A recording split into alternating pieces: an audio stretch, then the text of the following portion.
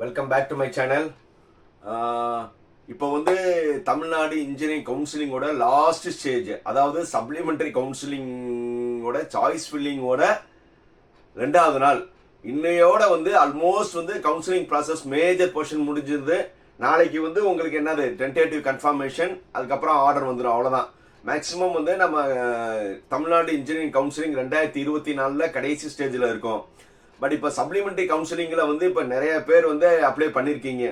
யாருன்னா even first ரவுண்டில் வந்து நல்ல college, first round second round இந்த ரெண்டுலேயும் நல்ல காலேஜ் கிடைச்சும் பட் எனக்கு கொஞ்சம் குரூப்ஸ் சாட்டிஸ்ஃபேக்ஷன் இல்லை அப்படி இருக்கிறவங்களும் ரிஜிஸ்டர் பண்ணியிருக்காங்க, சாய்ஸ் ஃபில்லிங் போடுறாங்க. அதே மாதிரி வந்து தேர்ட் ரவுண்டில் வந்து நம்மளுக்கு ஓரளவு நம்ம எதிர்பார்த்த காலேஜ் குரூப் கிடைக்காதவங்களும் அப்ளை பண்ணுறாங்க. அதே மாதிரி வந்து நீட்டு இந்த மாதிரி இந்த மாதிரி இதெல்லாம் போய் வந்து ஒரு நல்ல இது கிடைக்காதவங்களும் இந்த சப்ளிமெண்டரி கவுன்சிலிங்கில் அட்டன் பண்ணுறாங்க. அதே மாதிரி மெயினாக வந்து 7.5 மாணவர்கள் வந்து ஜென்ரலில் வந்து 7.5 கோட்டாவில் வந்து அவங்களுக்கு சீட்ஸே இல்லை. அதனால வந்து 7.5 மாணவர்களும் எதுக்கு வந்திருக்காங்கன்னா ஜென்ரலில் வந்து நம்ம எடுத்துக்கிறோம். இப்படி வந்து சப்ளிமெண்டரி கவுன்சிலிங்கில் வந்து எல்லா டைப் ஸ்டூடெண்ட்ஸும் அப்ளை பண்ணியிருக்கீங்க. இன்னைக்கு 2வது நாள் சாய்ஸ் ஃபில்லிங். எல்லாருமே வந்து ரொம்ப கேர்ஃபுல்லாக சாய்ஸ் ஃபில் பண்ணியிருப்பீங்கன்னு நினைக்கிறேன். இதில் வந்து ஏற்கனவே ஒரு காலேஜ் எடுத்தவங்க, ஃபார் எக்ஸாம்பிள் வந்து ரவுண்ட் 1, ரவுண்ட் 2, ரவுண்ட் 3ல ஏதோ ஒரு காலேஜ் குரூப் எடுத்தவங்க இந்த தடவை வந்து நீங்கள் வந்து காலேஜ் அப்ளை பண்ணுவீங்க. இந்த பண்ணும்போது நீங்கள் இப்போ ஏற்கனவே நீங்கள் எடுத்திருக்க காலேஜோட இப்போ கிடைக்கிற காலேஜ் வந்து ஒரு நீங்கள் எதிர்பார்த்த அளவு காலேஜ் இல்லைன்னா தயவு செய்து வந்து டிக்ளைன் பண்ணிருங்க. ஏன்னா ரவுண்ட் 1, ரவுண்ட் 2, ரவுண்ட் 3 மாணவர்கள் வந்து ஏற்கனவே நீங்க சீட் வந்து எடுத்துட்டீங்க. பட் வந்து நிறைய பேர் வந்து சீட் எடுக்காம சப்ளிமெண்டரியில நல்ல காலேஜ்க்காக வெயிட் பண்றாங்க. நீங்க ஏற்கனவே நல்ல காலேஜில் சீட் எடுத்துட்டு ஒரு டைலமோனால நீங்க போறதுனால நாளைக்கு டென்டேட்டிவ் கன்ஃபர்மேஷன் வரும்ல, அந்த டென்டேட்டிவ் கன்ஃபர்மேஷன் வரும்போது வந்து உங்களுக்கு என்ன வரும், இந்த சீட்ஸ் வந்து உங்களுக்கு ஓகேவா இல்லையா அப்போடா இல்லை டிக்ளைனான்னு கேட்கும்போது தயவுசெய்து வந்து நீங்க டிக்ளைன் பண்ணிருங்க. அதாவது நீங்க எதிர்பார்த்த காலேஜ் வரலன்னா, ஏன்னா நீங்க தேவையில்லாம வந்து நான் அக்செப்ட் இல்லை அக்செப்ட் பண்ணு மேல இருக்க நல்ல காலேஜ் கொடுங்கன்னு சொல்லி நீங்க கேட்டீங்கன்னா அலாட் ஆயிரும். பட் இருந்தாலும் நீங்க போக போறது இல்லை, ஏன்னா சுமாரான காலேஜ் கிடைச்சா நீங்க போக போறது இல்லை. அந்த சுமாரான காலேஜ் வந்து புதுசா வர்றவங்களுக்கு அது பெரிய காலேஜா இருக்கலாம். புரியுதா? ரவுண்ட் 1, ரவுண்ட் 2, ரவுண்ட் 3ல ஏற்கனவே சீட் எடுத்திருக்கீங்க. நீங்களும் சப்ளிமெண்டரி கவுன்சிலிங் அட்டன் பண்ணிருக்கீங்க. இப்போ சப்ளிமெண்டரியில வந்து நாளைக்கு டென்டேட்டிவ் கன்ஃபர்மேஷன்ல வந்து உங்களுக்கு எதிர்பார்த்த காலேஜ் வந்துருச்சுன்னா வெல் அண்ட் குட், நீங்க போய் ஜாயின் பண்ணுங்க. நீங்க எதிர்பார்த்த காலேஜ் வரல, ஏற்கனவே உங்கள்கிட்ட இருக்கிற ஆர்டரோட இப்போ வந்திருக்கிறது கொஞ்சம் சுமாரான காலேஜ்னு நீங்க ஃபீல் பண்ணீங்கன்னா மறுபடியும் வந்து நான் அக்செப்ட் முன்னாடி இருக்கிறது ஏதாவது கிடைக்குமான்னு கேட்கணும்னு சொல்லி முயற்சி பண்ணாதீங்க, அதை அக்செப்டும் பண்ணாதீங்க. அப்படி ஒரு கேஸ் இருந்துச்சுன்னா டைரக்டா வந்து என்னது டிக்ளைன் பண்ணிருங்க. அது டிக்ளைன் பண்ணீங்கன்னா ஒரு அட்வான்டேஜ் என்னன்னா அந்த சீட் வந்து இவங்களுக்கு கிடைச்சிடும். யாருக்கு? சப்ளிமெண்டரியில புதுசாக அவங்க என்ன செய்வாங்கன்னா இந்த ஆர்டர் முன்னாடி இருந்தா கொடுங்கன்னு கேட்பாங்க. புரியுதா? ஏன்னா டிஎஃப்சி சென்டர் போக போறது இல்லை. பட் வந்து இதோட பெட்டர் ஆப்ஷன் இருந்தா கேட்கறதுக்கான வாய்ப்பு இருக்கு. பட் அவங்களுக்கு ஒரு சான்ஸா இருக்கும். ஸோ அதனால ரவுண்ட் 1, ரவுண்ட் 2, ரவுண்ட் 3 மாணவர்கள் வந்து நாளைக்கு டென்டேட்டிவ் பண்ணும்போது கொஞ்சம் கேர்ஃபுல்லா ஹேண்டில் பண்ணுங்க. ஏன்னா நம்ம ஒரு இது பண்ண பிறகு நம்மளுக்கு பின்னாடி இருக்க நம்மளோட ஜென்ரேஷனும் ஓரளவு சுமாரான காலேஜ் சேரட்டும் நல்ல இடத்துல பண்ணுங்க. ரெண்டையும் வச்சுக்கிட்டு வேஸ்ட் பண்ணாதீங்க.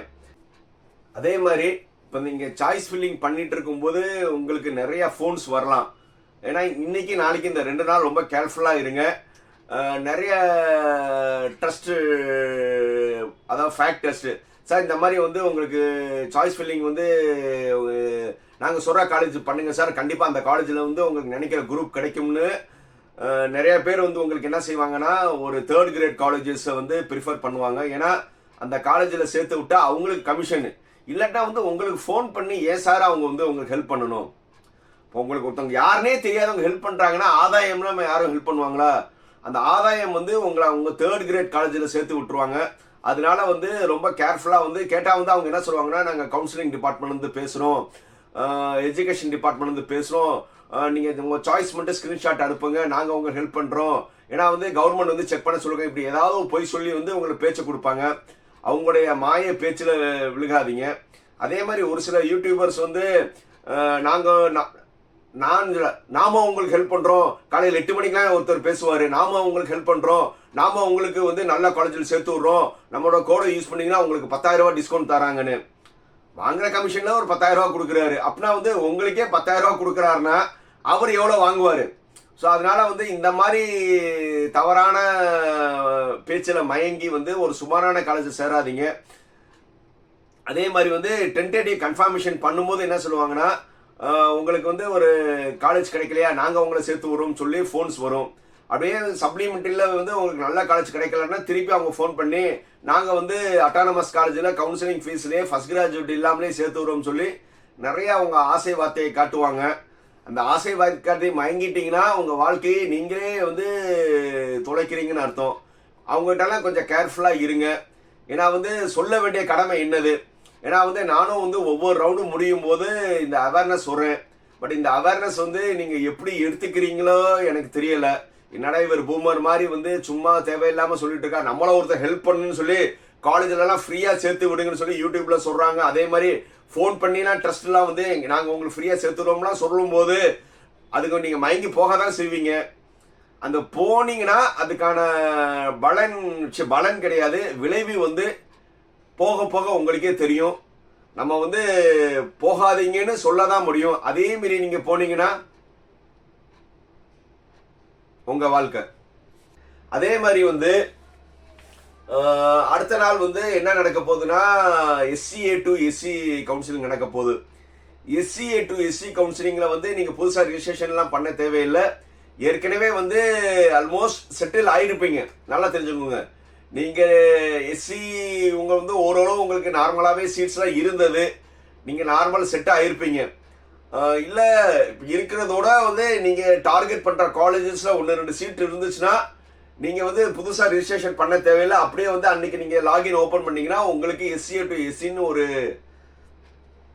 லிங்க் இருக்கும். அதை கிளிக் பண்ணி வந்து ரொம்ப ஸ்பெசிஃபைடா, புரியுதா, நீங்க ஒரு காலேஜ் நினைக்கிறீங்க, இந்த குரூப் இருக்கு, அதை மட்டும் போட்டுட்டு போங்க. சும்மா இதுலயே வந்து நிறைய போட்டுக்கிட்டு மறுபடியும் சீட்டை வேஸ்ட் பண்ண வேணாம்.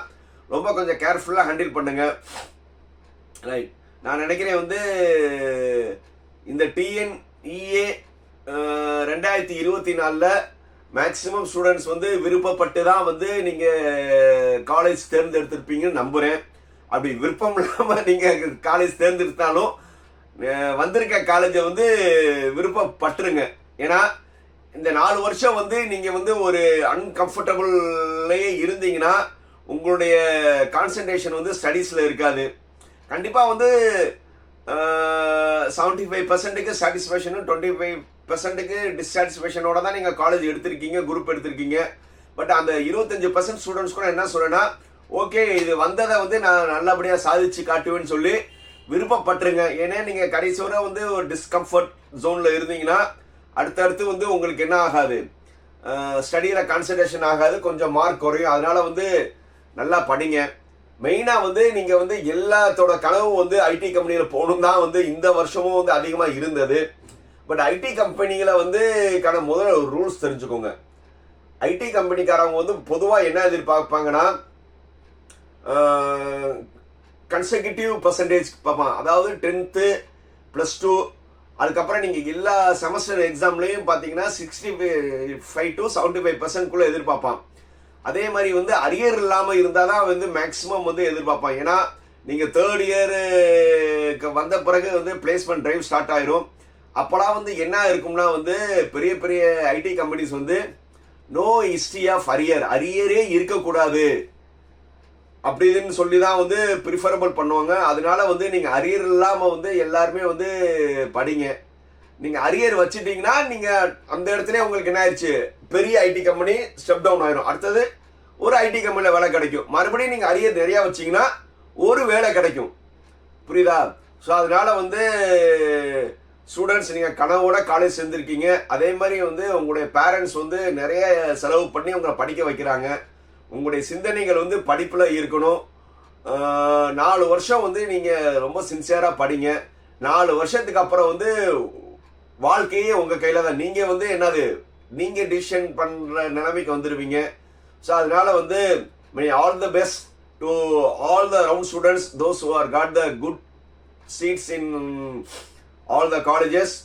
I hope you will succeed in your life.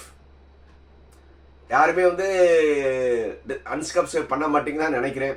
ஏன்னா வந்து இப்போ அடுத்த வந்து என்னுடைய சேனல்ஸில் பார்த்தீங்கன்னா புதுசாக வந்து இன்ஜினியரிங் ஃபேக்ட்ஸ் பற்றி பேசலான்னு இருக்கேன். ஸோ அதனால் வந்து இந்த இதெல்லாம் வந்து உங்களுக்கு ரொம்ப யூஸ்ஃபுல்லாக இருக்கும். Like, comment, share, subscribe. Bye.